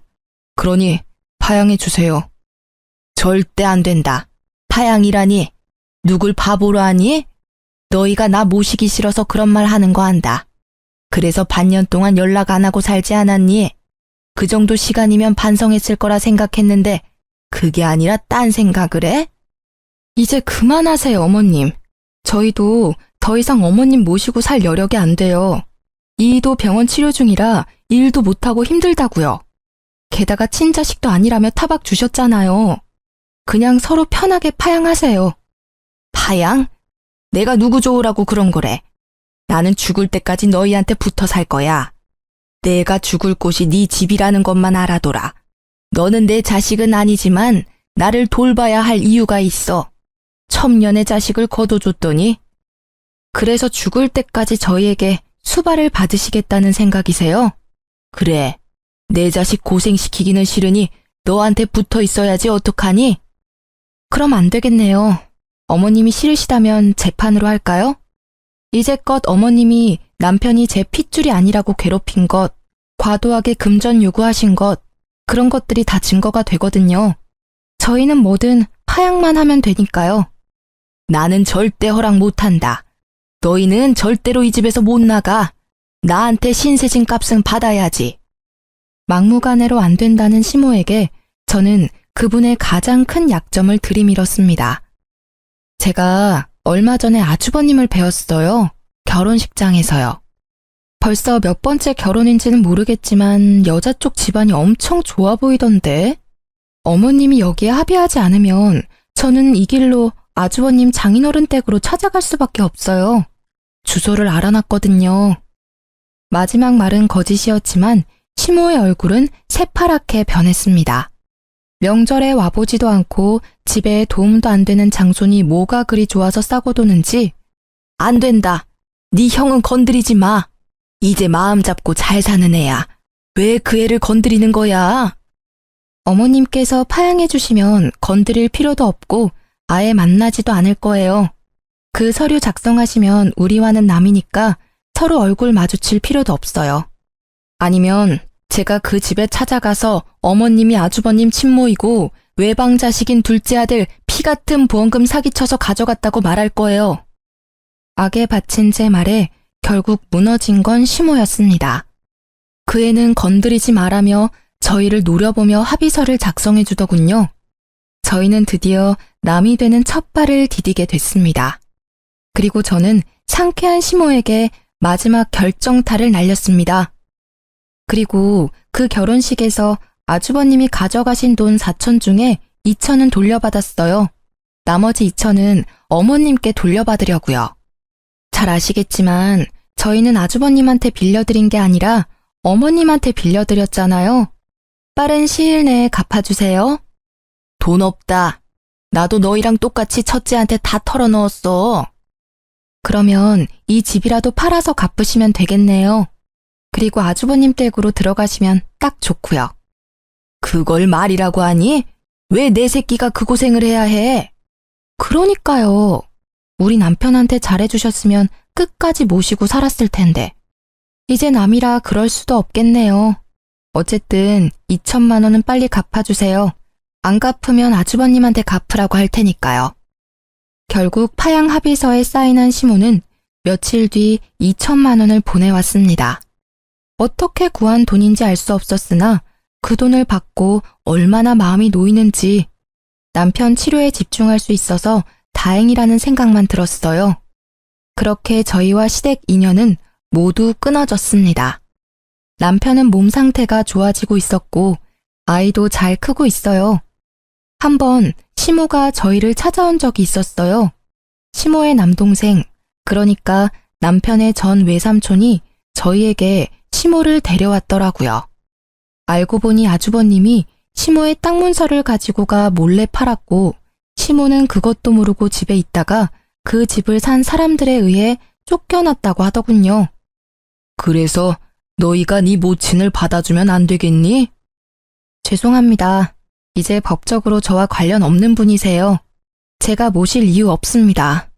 여기서 이럴 게 아니라 형님께 모시고 가세요. 어머님이 그리 아끼셨으니 잘 모실 겁니다. 봐라, 이 악독한 것들. 길러준 은혜도 모르는 이 망할년 놈들. 내 자식으로 키워줬더니 이렇게 은혜를 원수로 갚아? 어머님, 말씀은 똑바로 하셔야죠. 은혜를 원수로 갚은 건 어머님이세요. 그러게 차별하지 말고 잘 키워줬으면 지금쯤 저희 남편이 어머님께 잘했겠죠. 장인 장모한테도 그리 살뜰하게 대하는 이 착한 아들을 어떻게 그렇게 모질게 굴어서 정을 떼게 만들어요? 당신 그만해. 어쨌든 외삼촌, 다시 한번 말씀드리지만 저희는 못 모셔요. 헛걸음하시게 한 것 같아 죄송하지만 형님께 가보시는 게 좋을 것 같습니다. 끊어내는 남편 말에 외삼촌이 머뭇거리며 말했습니다. 너의 형님은 얼마 전에 사귀죄로 감옥 들어갔단다. 나도 자세히는 모르는데 그 결혼한 여자 집안에서 사기를 쳤다고 하더라고. 누님도 그놈이 친 사기에 빚쟁이들이 찾아와 난리치는 바람에 고생 좀 했다. 넌 그런 얘기를 뭐하러 해? 누님, 이제 그만 좀 하세요. 땅 문서 갖고 도망친 놈 뭐하러 두둔하시는 거예요? 마음을 곱게 쓰셨으면 말년에 이 고생은 안 하셨을 텐데. 남이사, 마음을 곱게 쓰던 못생기게 쓰던 그게 너랑 뭔 상관이야? 상관이 왜 없어요? 얘들까지 안 받아주면 누님을 제가 모셔야 한다고요. 저희는 그렇게 할 수 있는 상황도 아니고 어째서 제 자식들한테 고모까지 모시라고 해야 하냐고요? 왜 네가 모셔? 나 여기에 두고 가라. 죽더라도 여기서 죽어버릴라니까. 제발 좀 그만하세요. 자식을 어떻게 키웠으면 늙은 노모 혼자 사는 집을 몰래 팔아버릴 수가 있어요? 제 엄마 무시하고 혼주석에 알바를 올릴 생각을 하냐고요? 사기치고 나서 누님한테 다 뒤집어 씌우는 그런 놈팽이에요. 누님, 제발 정신 좀 차려요. 친자식이 저런 짓 한 거면 이미 폐륜이나 마찬가지라고요. 그래도 내 자식이야. 내 핏줄이라고. 그놈이 그런 짓을 했어도 나는 후회하면 안 된다. 그러면 그년한테 지고 마는 거야. 외삼촌에게 한 소리 들은 시모가 되려 화를 내자 외삼촌이 한숨을 푹 쉬며 고개를 절레절레 흔들었습니다. 이후 어쩔 수 없이 외삼촌이 시모를 모시고 갔습니다. 저희는 두 사람이 나가시고 가슴을 쓸어내렸습니다. 만약 파양을 하지 않았다면 아주버님의 사기에 대한 여파가 우리에게까지 미쳤을지도 모른다는 생각을 했거든요. 나중에 외삼촌이 시모를 요양원에 모셨다고 하더군요. 그렇게 진짜로 저희와 시모의 연은 끊어졌습니다. 적고 보니 정말 파란만장한 일들의 연속이네요. 남편은 병마를 딛고 지금은 일도 다시 시작하며 잘 지내고 있습니다. 저도 강도 같은 시댁 걱정을 하지 않으니 생활이 여유로워졌어요. 우리 가정을 지킬 수 있어 다행이라고 생각합니다. 세상에 나쁜 놈이 없는 사람 등쳐먹는 사기꾼이라고 그런 사람들은 인연을 끊는 게 답인 것 같아요. 긴 사연을 들어주신 분들에게 감사의 마음을 드리고 싶네요. 내일은 오늘보다 더 행복하시길 바랍니다.